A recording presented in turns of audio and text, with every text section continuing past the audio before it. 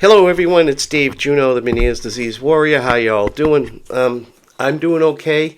For a Tuesday, I did wake up feeling like I was in a bubble, but then realized there's a low pressure out off of Cape Cod, so I figured out that's what it was.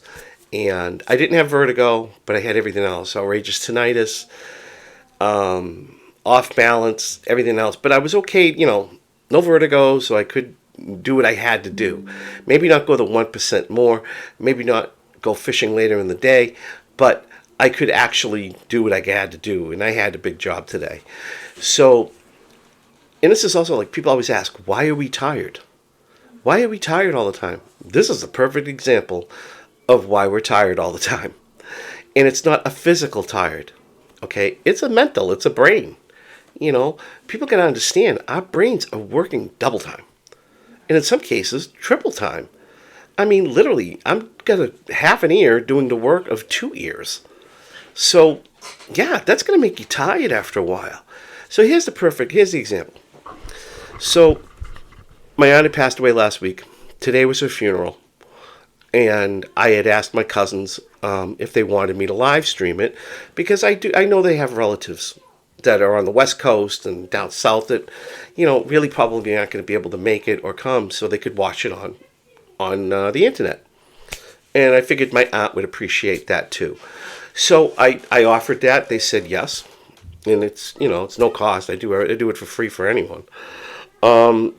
So I did that, and I went down to church early, and I set up my mic. I set up the camera, which is the phone I'm using, and set all that up.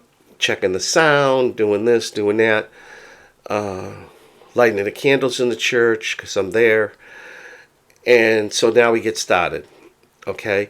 Now, being behind the camera can be very hard for me because the camera, I've got a big screen. I've got a 6-inch screen back there, but I'm looking at the screen and I'm looking up. It's like almost like my eyes that do this. I got one eye looking at the altar, another eye looking here. No, this is not a religious discussion in case somebody decides to go that way. But it's like, I got one eye up here, one eye down here, so I'm always looking and looking and looking. So that's tiring, and I'm enlarging and, reducing and all this stuff, moving the camera. So that's, that makes you tired. And, it makes a lot of brain work.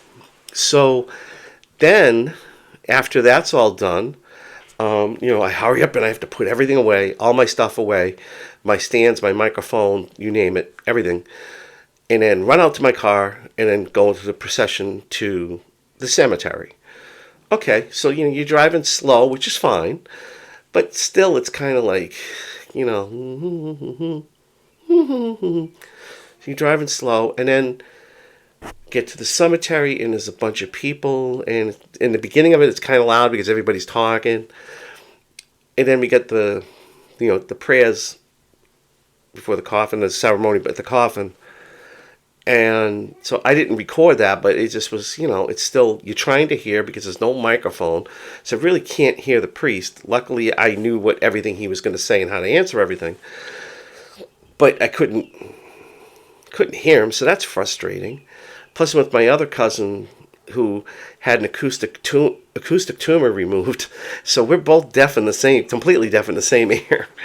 So her and I are together, standing together, and we're both trying to hear. And I'm like, I'm asking my other cousin who's next to me, like, what is he saying? And stuff. So that was fine. And then we go to the after luncheon, which was, the food was good and stuff, but even there's all these people talking. You can't hear.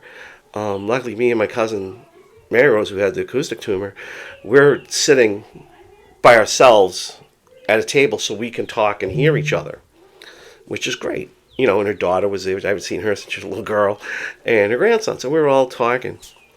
And at one point, somebody got up, and a waitress was coming at me. This is pretty funny.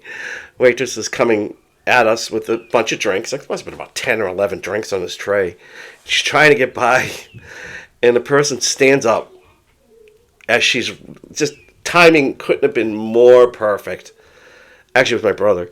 It couldn't be more perfect. The timing couldn't have been more perfect. My brother stood up to do something, and all the drinks literally all over me. So actually, it was funny. I mean, at first you're like, "What the hell was that?" Because I didn't. And here's the problem: I'm deaf. My cousin's deaf. I couldn't. We were too busy focusing on trying to hear each other. I didn't even see this person with the waitress with the tray. But I saw my brother get up, and I just figured, oh, he's getting up to go to the bathroom or whatever.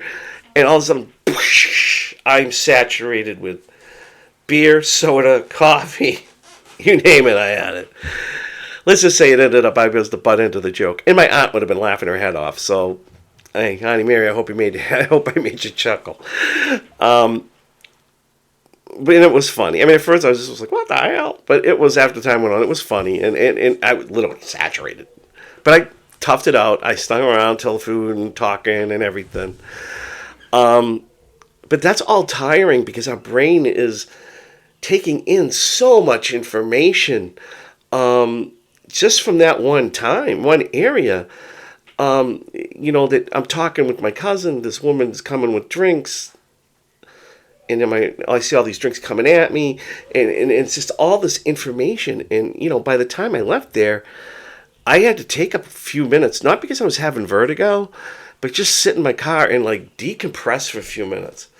Because at this point, I was exhausted from everything that I did, from driving, from filming, from, trying to listen to people, trying to talk to people, getting doused. I'm sorry. I'm sorry, Michael. I know you're going to watch this, and it no one's mad, and I'm not mad, but it was really funny. But all that information and all those things happen to somebody who didn't have Meniere's. It would have been like, okay, yeah, go and take a shower and then go off and do what else I got to do. What I did, I came home, told my wife the story. She laughed. And then I took a shower. I had to. And then, you know what I did? I lied on the bed. And the next thing I knew, it was 5 o'clock. I was so exhausted. And that's just from all the input of, setting up for the funeral, recording the funeral, the organ, okay? The organist playing. Actually, he was playing, when I first went down there, he was playing super, super, super duper loud. I mean, loud to where you touched the wall, you could feel the vibration. And I actually had to go to a pastor and say, went in to talk to him, go over a couple of things, and I said, this isn't going to be fun, And he went, what are you talking about? I said, listen. And he was like, oh, no, that's not happening. And he ran out there to talk to him and tell him to turn it down because it was too loud. And then he was pointing at me, saying, you're going to kill him. And so this guy was awesome, the organist. He wasn't the normal guy. Turned it right down. He actually apologized to me, and I'm like, you don't need to apologize to me. I'm just, just letting him know I didn't want to tell you. And then he tells you why were you playing so softly. So it was better for me to have him tell you. And he was like, oh, I'm sorry. I'm like, no problem. I know who you are. I actually sang for you at one time about 20 years ago. And he remembered me after a little while. But, so the organ, even half down, it's still, the bass of it really kills me. So from that and all the movement of that and the ceremony and then going to the cemetery and all that movement and people talking, you can't hear, you're trying to focus on hearing, and then the after party, trying to talk to people, trying to focus. And literally at the after party, I was really having a hard time saying words. Because I was so tired. I mean, if you can look at my eyes right now, I look tired. I'm still tired. I'm praying tonight's going to be a good night to sleep. But this is why we get tired when we're doing things, okay? And that's the thing that people don't understand. And even people who don't have Meniere's, they don't understand. It's not that we're lazy. It's not that the physical body is tired. It's your brain that's tired from input information and all this stuff. And somebody was asking me about it later, later as I was leaving, because they said, "Did you sleep last night? You look exhausted." And I'm like, and I explained to them, no, it's my brain. It's all the input and everything. And they know I have Meniere's disease. But I had to explain it to him like I explain to you people a lot of time. It's like a computer, okay? You have a computer with 6 cores, 3 of them aren't working. That computer's working harder to produce the same information. Now, especially if you look at a computer and you've got Google open, and you've got 4 or 5, 6 tabs going at once, which I sometimes have had 4 or 5 going at once. 4 or 5 tabs going at once, and plus you're editing a video at the same time, processing a video. That's going to take your computer and it's going to slow like a snail. And eventually the computer's going to go, I've had enough, I'm done, and go to sleep. It's not going to blow up on you or die on you. It's going to shut off. Give it 5 minutes, turn it back on, and everything's going to be working again. But it's, because it needs its rest. It needs a rest. Your brain's the same way. So you got to understand that. That's why we get tired. And on that note, it was a bittersweet day, but, I'm glad that people were getting some chuckles by me getting doused with alcohol. I doused with the drinks that spilled all over me.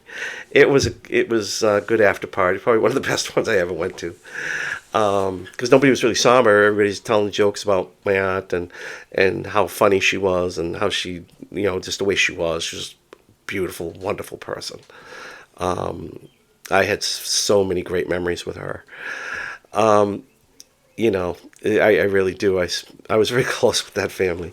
So, it was a bittersweet day, but, the thing is that that's the life with Meniere's, and that's the stuff we have to go through. Sometimes, even if your head's in a bubble, you got to do what you got to do. As long as you don't have the vertigo, you got to do what you got to do. People don't seem to get that. Because they have tinnitus or their ears are full and they think, oh no, I can't do anything today. I might have vertigo, blah, blah, blah, blah, blah. And you still got to do what you got to do. And that's what I did. I did what I had to do. So on that note, guys, hey, I'll talk to you all soon. Have a great day, night. And, hope you all have a sprint-free week. And I'll talk to you later. Bye.